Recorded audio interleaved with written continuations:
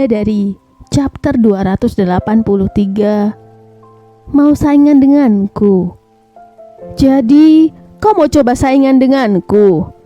Ini sesaat setelah Reiko tahu Aida pergi dengan siapa, dan Brigita sudah tidak lagi ada di apartemennya. Reiko berbisik dengan suara yang berat, tapi senyumnya itu membuktikan kalau memang dia sudah memikirkan sebuah rencana. Reiko merogoh saku pijamannya dan memencet nomor telepon seseorang yang menjadi bagian dari rencananya. Assalamualaikum, Nak Reiko. Waalaikumsalam. Ibu sudah sampai mana sekarang? Karena saya akan menjemput ibu nanti di terminal. Oh, Nak Reiko yang datang. Iya ibu, istri saya pagi ini gak bisa diganggu karena ada kursus bahasa Inggris untuk IELTS dan TOEFL-nya. Habis itu, dia ada juga kursus untuk ujian masuk kuliah dan saya meminta tolong pada teman saya. Ibu mungkin masih ingat Mas Dimas yang datang ke pernikahan Mutia dan Farhan untuk membantunya. Karena ada workshop di perusahaan komunikasinya hari ini, saya minta tolong istri saya diizinkan ikut supaya dia bisa belajar tentang manajemen perusahaan, terutama di bidang produk dan penjualan. Penjelasan panjang lebar sudah direncanakan Reiko dan pasti membuat Ratna bingung. Tapi ada satu hal yang menjadi hal penting dalam benak Ratna yang juga sudah diprediksi Reiko akan ditanyakan wanita berstatus ibu mertuanya itu. Masuk kuliah? Antara percaya dan tidak percaya, Ratna mendengar ini. Tapi Reiko sudah tersenyum dengan sebuah senyum yang mungkin akan membuat orang yang bicara dengannya takut, andai melihat bagaimana ekspresi wajahnya sekarang. Iya ibu, tempo hari waktu saya pergi ke Kudus dan bertemu dengan Ingrid, saya banyak memikirkan tentangnya dan saya pikir memang istri saya harus kuliah. Lagi pula, mumpung ada Ingrid dan masih muda juga, masih semangat kuliah. Tapi, bukannya kalian lagi program? Tenang saja ibu, tidak ada larangan dari kampus untuk melanjutkan kuliah meski mengandung.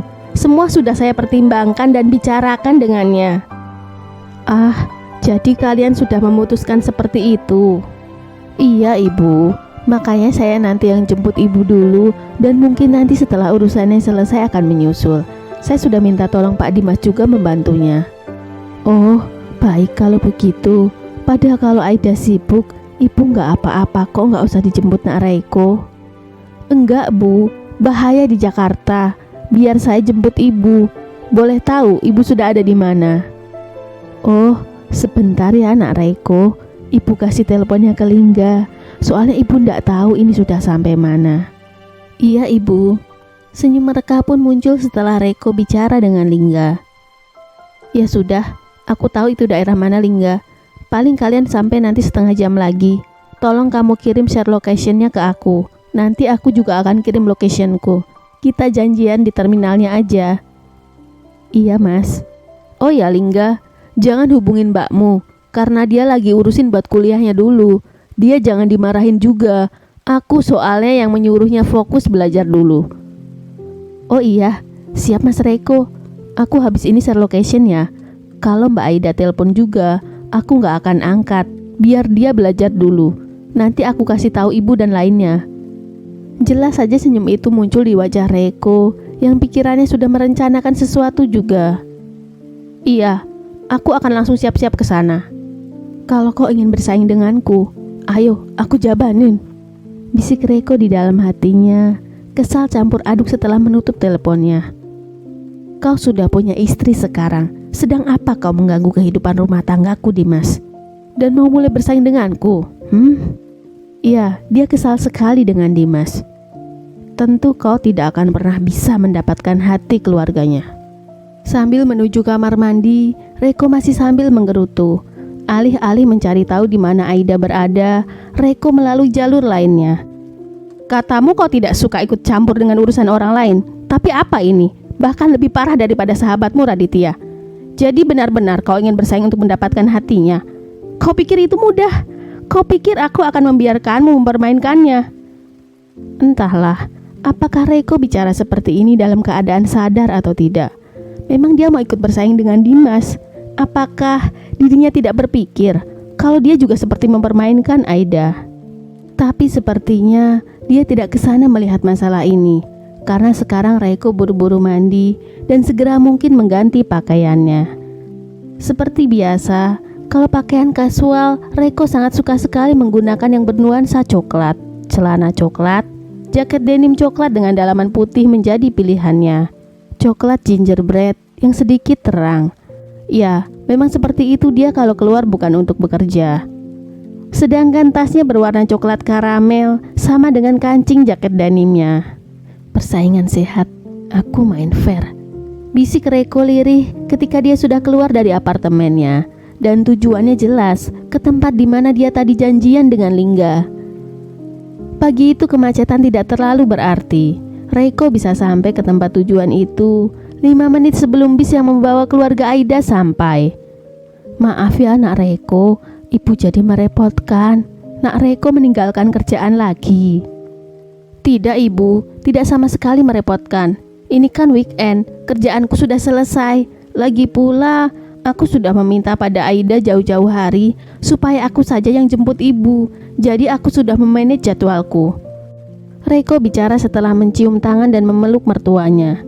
Tapi sayangnya, mimik wajah Reiko itu membuat Ratna bertanya-tanya. Sedang ada masalah Nak Reiko? Ibu lihat, pagi ini kusut sekali. Saya hanya kesal saja Bu. Kenapa pilih bis yang seperti itu? Pas turun, wajah Lingga terlihat lusuh, begitupun adik-adik Aida lainnya yang kecapean. Hanya Ratna yang bisa memanage perasaannya. Dan meski capek, dia tidak menunjukkannya. Masih bisa tersenyum. Kalau Ibu mau datang ke sini, kenapa Ibu nggak bilang mau pakai bis itu?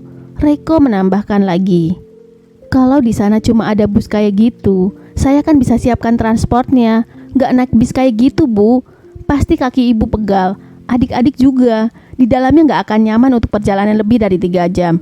Terus kita nggak tahu bisnya itu kapan diservisnya, ngebut-ngebutan atau enggak, dan faktor keamanan lainnya gimana. Ratna betul-betul tidak diberikan kesempatan oleh Reiko untuk bicara. Dia meluapkan semua kesalnya karena memang tidak suka dengan bis itu. Oh, itu. Jadi Nak Reiko mikirin bis. Tak tahu sekarang bagaimana perasaan Ratna. Dia harusnya senangkah dengan perhatian menantunya ini, atau agak sedikit ngeri dengan tatapan Reiko yang sepertinya sangat mengintimidasi. Ini serius Bu. Ibu lain kali tolong jangan naik yang seperti itu. Nanti Ibu kalau pulang biar saya yang ngurus semuanya. Itu bis nggak aman. Bagaimana dengan keselamatan Ibu dan adik-adik nantinya? Oh, Nak Reiko terima kasih. Tapi nggak perlu repot. Ibu ini juga sudah beli tiket pulangnya. Ya udah, nggak apa-apa. Ibu pulang besok kan? Nginep dulu di rumahku ya. Tiket pulangnya buang aja. Oh, enggak Nak Reiko. Ibu ndak nginep di sini. Soalnya Ibu buru-buru. Nanti kasihan ini adik-adiknya Lingga kan hari Senin tetap sekolah.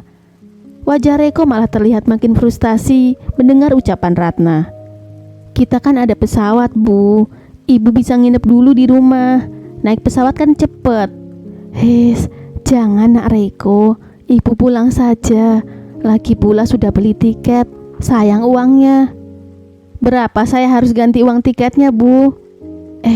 Nggak gitu maksudnya Nak Reiko. Pokoknya saya nggak ngizinin Ibu naik bis itu lagi. Lagian Ibu capek kalau langsung pulang. Adik-adik nggak bisa jalan-jalan juga.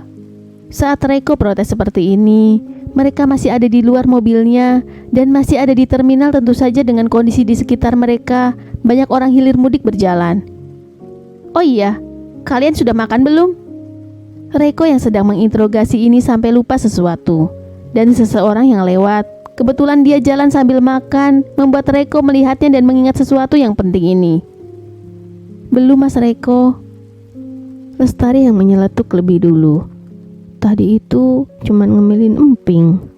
Sebenarnya Ratna ingin mengomel pada putrinya dan sedikit kesal dengan jawaban Lestari yang terlalu jujur ini.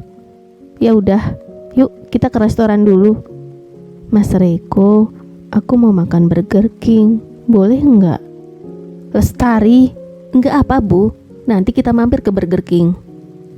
Tapi Ratna mengurungkan niatnya yang mau mengomel, karena suami dari putrinya sudah bicara, dan Reiko pun menunjuk ke arah bagasi mobilnya sambil menatap putra Ratna. Barang-barangmu masukin situ Lingga, nanti kita ke tempat kosanmu agak sore aja. Kita jalan-jalan dulu, mau nggak? Mas Reiko, jalan-jalannya ke Dufan nggak? Lestari. Lagi dan lagi, Ratna langsung meninggikan suaranya.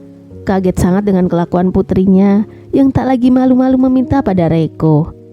Kita nanti pulangnya bisnya jam 2, nggak ada ke Dufan.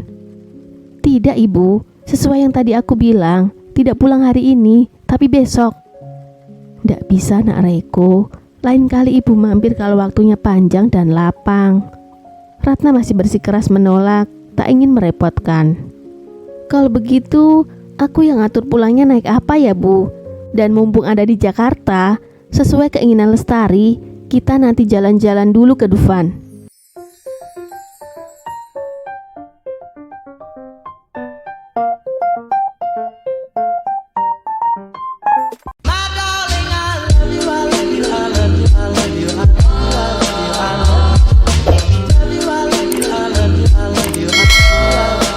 Bidadari, chapter 284, Dufan.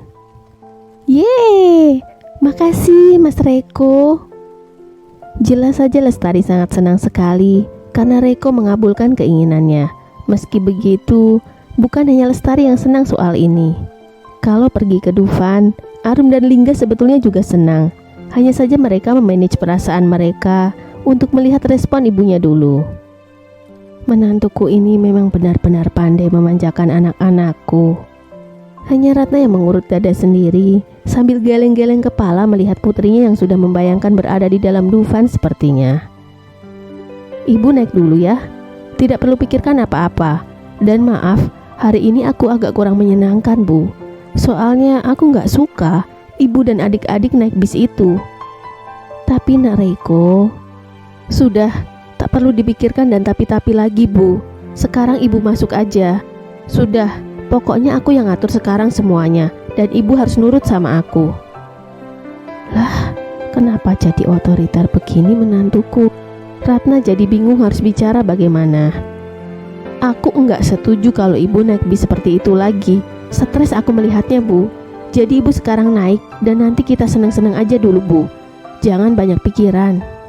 Tapi memang benar, Reiko tak bercanda soal yang satu ini. Reiko tidak main-main dan tidak berbohong soal khawatirannya ini pada keluarga Aida. Dia memang benar-benar memperhatikan keamanan mereka. Sekarang kita langsung aja ke Dufan ya. Nanti berhenti di Burger King yang searah. Semuanya setuju tidak ada masalah. Mereka sudah ada di kabin mobil Reiko dan pria itu pun juga sudah menginjak pedal gasnya. Mas Reiko, boleh nggak aku nambah burgernya? Soalnya enak. Lestari, kenapa jadi ngerepotin gini? Protes Ratna lagi ketika mereka sudah di Burger King dan menyantap makanannya. Ibu nih, nganggep aku siapa sih? Orang lain bukan bu? Nggak sama sekali begitu nak Reiko. Lagi saat Ratna mau mengomeli putrinya, Reiko memotong. Kalau ibu nganggap aku anak ibu, nggak ada yang merepotkan untuk seorang anak mengurus keluarganya bu. Jadi ibu tolong jangan bilang begitu. Itu cuman burger, biarin aja Lestari nambah bu. Dia ini kan memang masih masa perkembangan dan bolehlah makan yang seperti ini. Kalau aku yang nambah, baru itu tidak boleh bu. Udah kepala 3. Hehehe. Reiko membubuhkan tawa di akhir kalimatnya dan dia juga membuka dompet mau menyerahkan cash pada Lestari untuk memesan makanan lagi. Pesan sana ke kasir ya. Lingga, kamu mau nambah juga enggak? Mau dong mas. Ya udah, sekalian sana. Arum? Mau mas. Memang mereka sedang kelaparan karena makan terakhir sebelum berangkat dan di mobil hanya nyemil sedikit. Waktu bis istirahat juga mereka tak jajan. Makanya meski Burger King itu besar porsinya, tapi ketiga anak itu memang ingin porsi yang lebih besar dan banyak, membuat Ratna tak bisa berkata-kata.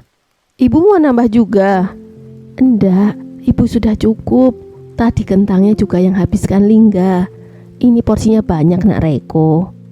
Ya sudah, ini minumnya. Ibu jangan minum air sodanya. Air putih saja ya. Aku tadi lupa ganti air putih pas pesen paket makan ibu. Jadi disamain sama adik-adik. Nah, nak Reiko gimana minumnya? Botol Reiko juga belum dibuka. Dia sendiri yang cuma pesan kentang. Itu pun cuma dimakan beberapa stik saja. Reiko tak makan burger. Gampang aku, Bu. Di mobilku juga ada air kok. Tapi ibu minum ini aja, soalnya soda nggak bagus untuk perut ibu. Hangat rasanya hati Ratna mendengarnya. Ketika mereka berdua ada di satu meja, sedangkan adik-adik Aida sedang mengantri makanan mereka lagi. Menantunya ini memang selalu saja bisa membuat dirinya tersenyum dan merasa bahagia. Mas Reko, beneran kita mau ke Dufan? Melihat ibunya sudah tak lagi marah-marah selepas mereka makan tadi, Lingga memberanikan diri bertanya. Padahal sudah jelas kalau mereka sudah memasuki gerbang Ancol. Kemana lagi arahnya kalau tidak ke Dufan? Iya, kalian capek enggak? Kalau mau istirahat dulu bisa. Nanti kita ke cottage dulu aja. Enggak, aku nggak mau ke cottage. Aku mau main Mas Reko. Nanti waktunya nggak cukup buat main semua. Kan ngantri panjang toh. Protes Lestari yang memang sudah ingin sekali pergi ke Dufan. Ini juga membuat Reko geli sendiri melihat kecerewetannya. Tapi ibu gimana? Ibu capek enggak? Enggak nak Reko, bener kata Lestari. Nggak usah sewa-sewa cottage lagi. Langsung saja kalau mau ke sana nak Reko. Berapa harus bayar cottage kalau harus sewa-sewa lagi? Ini jelas jadi pikiran Ratna. Ibunya Aida tidak suka dengan menghamburkan uang. Ratna adalah tipikal mertua yang tidak suka merepotkan menantunya. Mobil itu pun melaju sesuai dengan yang tadi diharapkan Ratna. Pas jam 10, mereka antri di loket. Masih belum padat pengunjung dan mereka tak perlu mengantri. Halilintar! Itu pekikan dari Lestari ketika dia melihat satu permainan yang memang ingin dinaikinya sesaat setelah masuk Dufan.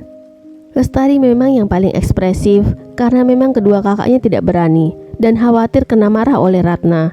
Dialah yang jadi jubir mereka dengan kode-kode mata. Lestari, itu bahaya, ndak usah naik yang itu. Tapi Ratna ketakutan, dia tidak mengizinkan anaknya untuk naik. Tapi aku mau naik itu Bu, ndak apa-apa kan Mas Reko, itu aman kan? Iya, enggak apa-apa, tapi nanti kamu naiknya. Enggak sekarang. Kenapa gitu? Lestari mendongak protes pada Reiko yang memang tinggi.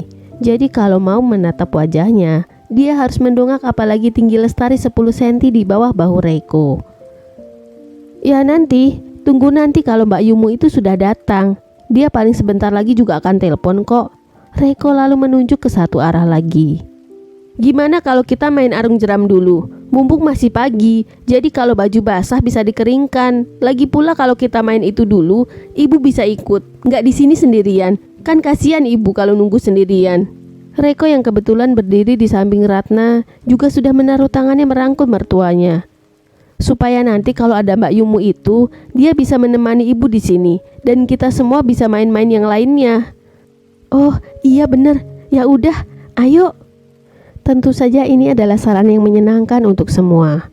Mereka tadi tidak kepikiran tentang ibunya yang sendirian. Tapi Reiko berpikir ke sana. Sungguh membuat hati Ratna lagi-lagi semakin bahagia melihat kepeduliannya. Nah, ini satu-satu jas hujannya. Reiko membagikan. Itu jas hujan plastik yang mereka bisa gunakan supaya bajunya tidak basah saat menaiki wahana arung jeram. Itu juga bisa disimpan untuk menaiki wahana lainnya yang berhubungan dengan air nantinya. Lumayan mulai padat pagi itu. Karena weekend, jadi sudah mulai ada antrian di arung jeram. Untung saja Reiko memesan tiket yang dilengkapi fast track, sehingga mereka tidak perlu mengantri panjang dan lama. Wah, enak Mas Reiko, aku jadi pengen lagi. Hihihihi. Bisa, tapi kalau main ini saja, nanti yang lain gak kebagian dong. Oh, iya bener. Lestari tak menampik. Kita cobain yang lain dulu aja Lestari, yang di sebelah sana tuh. Tapi kalian mau salin dulu. Kata Mas Reiko, nanti bajunya bisa kering. Arum yang menyeletuk. Tapi nanti kalian sakit. Ibu juga sakit kena panas terik dan baju basah. Gih, salin dulu sana. Soalnya tetap masih ada kena basah juga kan lengannya. Gak enak. Reiko begitu konsen dan dia tidak mau sampai ada yang sakit. Reiko juga sudah menunjuk stand kaos Dufan. Lagian biar mainnya jadi lebih seru, kalian nanti salin pakai kaos yang di sana itu. Kan bisa upload di medsos kalian juga. Mereka semua pun menurut. Para perempuan pergi lebih dulu dan menitipkan tas pada Lingga. Tak enak tentu nitip ke Reiko. Lingga, biar aku yang jagain. kamu salin juga sana. Reko memerintahkan. Tapi Mas Reko kok nggak salin juga? Ya kan aku sudah biasa dengan udara Jakarta. Dan aku nggak habis perjalanan jauh, jadi aku nggak mungkin sakit. Oh iya Mas, Lingga baru mau melakukan apa yang diperintahkan Reko. Dia sudah mau memberikan tasnya. Tapi handphonenya ibu kayaknya bergetar Mas. Di tas ibu nih. Apa Mbak Aida ya? Coba angkat dan nanti kamu kasih tahu aja kalau kita di sini sama Mbak Yumu. Biar dia nanti nyusul ke sini. Siap Mas. Lingga menurut. Soalnya dia nggak tahu. Tadi aku nggak bilang kalau kita mau main dulu ke Dufan. Reko menambahkan. Oke siap Mas. Aku suruh Mbak Aida langsung ke sini.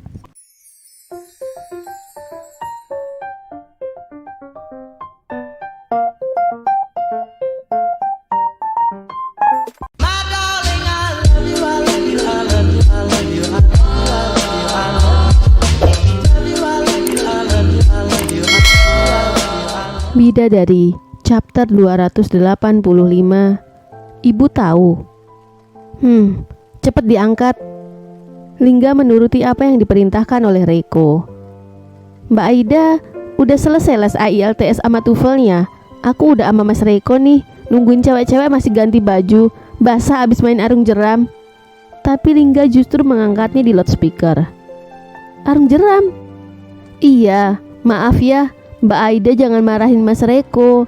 Tadi itu pas Mas Reko jemput kita dan mau nganterin aku ke kosanku, si Lestari minta pergi ke Dufan.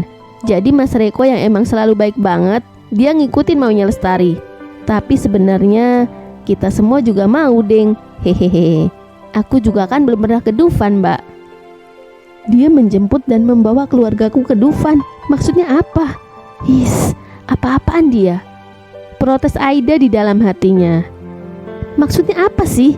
Kalian merepotkannya begitu. Dia sibuk banget loh. Hehehe. Mbak Aida ini nggak apa-apa tuh suaminya deket sama kita sebentar. Orang kata Mas Reko nggak sibuk kok. Nggak sibuk gimana? Dia itu suruh temanku yang bersama dengannya anterin ke Dufan. Mbak Yumu nggak tahu jalan. Mbak Aida lagi sama temennya Mas Reko. Ya, tadi juga aku kan sudah bilang pada ibumu kalau dia pergi bersama dengan Pak Dimas. Jadi dia sudah tahu aku sama Mas Dimas. Waduh, makin gawat. Dia ngomong apa sama ibu? Dan ibu percaya banget sama dia kan? Habis aku nih. Aduh. Bisik hati Aida kini merasa ngeri sendiri. Memang Reko selangkah lebih maju dan ini membuat hati Aida semakin kecut. Dan dari tadi diperhatikan, memang Reko tidak memanggil Aida seperti biasa. Kata-katanya tadi pada Lingga, Mbak Yumu. Dari tadi dia tidak menyebutkan juga nama Aida ke ibunya Aida juga. Hanya pernyataan istriku. Entah maksudnya apa.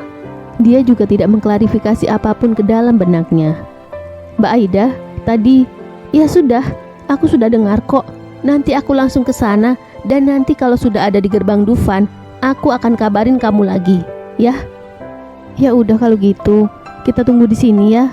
Mbak Aida jangan ngambek ya. Nanti juga bisa main yang lainnya kok bareng-bareng. Kita main duluan tapi. Hehehe. Candaan dari Lingga. Ya mana tahu kalau mereka berdua sedang ada masalah. Iya, aku nggak ngambek. Sana kalau mau main, biar ibu sama yang lainnya pulang nggak terlalu malam. Nanti bisnya gimana? Orang sama Mas Reko nggak boleh kok naik bis. Tadi juga ibu dimarahin gara-gara naik bis sama Mas Reko. Padahal ibu pilih bis juga kan gara-gara Mbak Aida yang ngasih saran toh. Memang dia pikir keluargaku harus naik apa? Pesawat jet seperti dirinya. Pandai saja dia berpura-pura. Tapi aku tidak bisa melawan sepertinya. Karena dia sangat dipercaya sama ibu. Dan kenapa juga Lingga bilang aku yang nyaranin? Aida menggerutu di dalam hatinya. Ya udah, sampai ketemu ntar. Setelah menghempaskan napas pelan, Aida menatap teleponnya yang sudah tak lagi tersambung pada Lingga. Biar ku tebak, karena kau tidak menghubungi keluargamu lebih dulu, Reko lebih dulu menghubungi mereka dan sekarang sudah bersama keluargamu. Senyum Aida muncul dan dia mengangguk malu-malu. Masih tak mau mengaku kalau pergi ke sini tidak atas izinnya dan kau kabur dari rumah? Hehehe. Tak ada kata yang bisa Aida keluarkan karena memang dia sudah ketangkap basah dan betul-betul basah saat ini di hadapan Dimas. Mau membohongi Dimas dengan cara apa lagi agar dia percaya kalau Aida kering? Tapi pria di hadapan Aida itu juga sudah dewasa dan dia paham betul kalau dia tidak harus menghakimi Aida. Yuk, aku antar. Maaf ya Mas Dimas, saya... Royko itu memang sangat jenius sekali. Sudah, tak perlu minta maaf padaku. Aku cuman pengen kalau ada apa-apa dan kamu butuh apa-apa, hubungin aku. Jangan dipendam sendiri kalau punya masalah, karena aku ini kakakmu. Dimas mengakuinya dan cukup kesal dengan kecerdikan Reiko. Walaupun dia tidak cerita apapun pada Aida tentang pertemuannya dengan Reiko yang memang dirahasiakan olehnya. Iya Mas, Aida cuma bisa menjawab begitu. Meski ini semua karena Lestari. Apa-apaan dia minta jalan-jalan ke Dufan. Dan aduh, untung mereka gak kesini. Kalau ketahuan, ibu pasti tahu aku pergi sama cowok. Ibu pasti gak suka. Aida serba salah. Di dalam mobil Dimas, Aida juga banyak diam karena memikirkan bagaimana tanggapan ibunya nanti saat bertemu dengannya. Dia tadi cuma memberitahukan pada Dimas harus pergi kemana. Hatinya memang masih tak tenang. Kau mau aku menemanimu ke dalam nanti? Kali-kali kalau Reiko macam-macam padamu. Saat di parkiran Dufan, Dimas menyarankan. Nggak usah Mas Dimas. Lagian Mas Reiko seperti yang kukatakan, nggak akan macam-macam kok. Saya cuma nggak tahu jalannya aja di mana Dufan. Dekat di situ. Tuh loketnya. Ucap Dimas lagi dan memang mereka tadi hanya sekitar 10 menitan sudah sampai ke tempat tujuan. Ayo, aku beliin tiketnya dulu. Tapi saya ada uang kok Mas. Aida tak enak. Sudahlah ayo, lagian tadi aku juga dengar kok, katanya kau disuruh datang sama aku kan? Sayup-sayup memang Dimas juga mendengar telepon itu. Dimas pun turun saat Aida tersenyum simpul sambil memikirkan alasan yang tepat untuk Dimas. Ingat, kalau dia macam-macam padamu, bilang saja padaku, ya? Aku kan udah bilang kalau Mas Reiko gak pernah macem-macem. Kau masih ingin melindunginya dariku? Lagi-lagi senyum Aida pun kembali terlihat. Karena menikah itu bukan hanya urusan dua orang Mas Dimas. Kita itu menikah menggabungkan dua keluarga.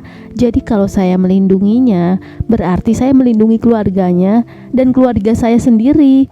Keluarga kami tidak bersalah Mas. Dimas paham.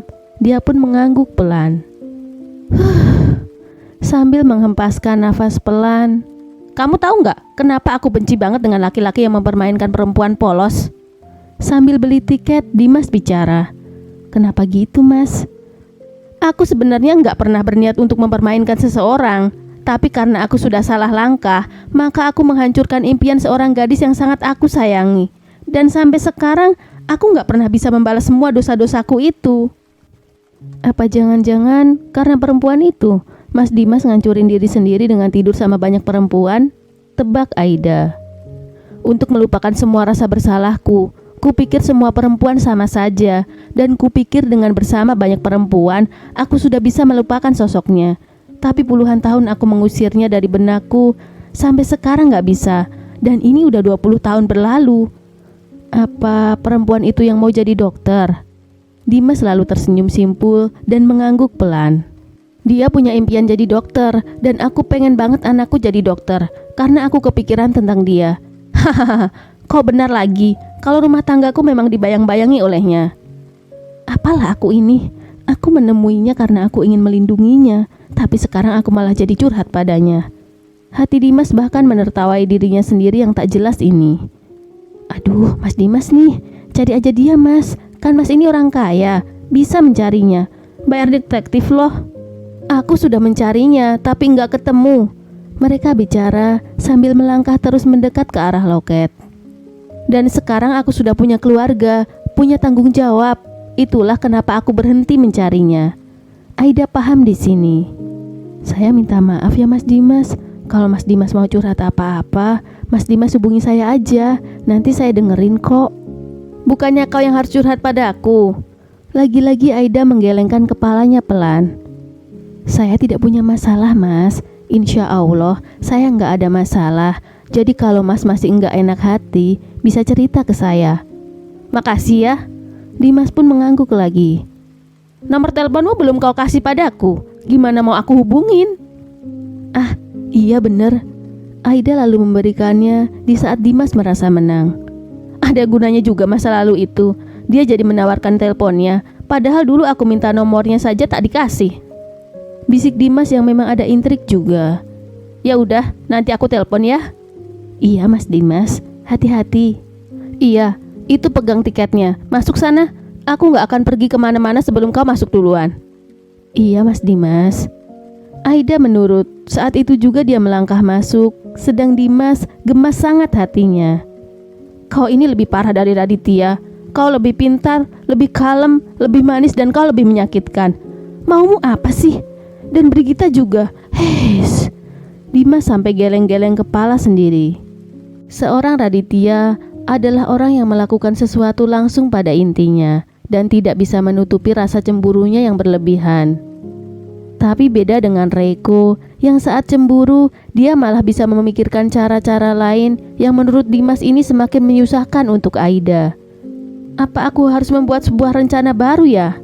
Saat ini Aida sudah menghilang dari pandangan matanya dan Dimas kepikiran sesuatu saat ia membalikkan badan. Aku hanya perlu menjebak Brigita dan membuktikan kalau dia memang wanita yang tak baik, pikir Dimas lagi. Dengan begitu, dia bisa menunjukkan pada Reiko bukan kalau Brigita memang bukan wanita baik-baik dan dia seharusnya meninggalkan Brigita. Sebuah rencana, memikirkannya sudah membuat Dimas tersenyum simpul. Mungkin aku mulai bisa merencanakan bagaimana cara menjebak Brigita.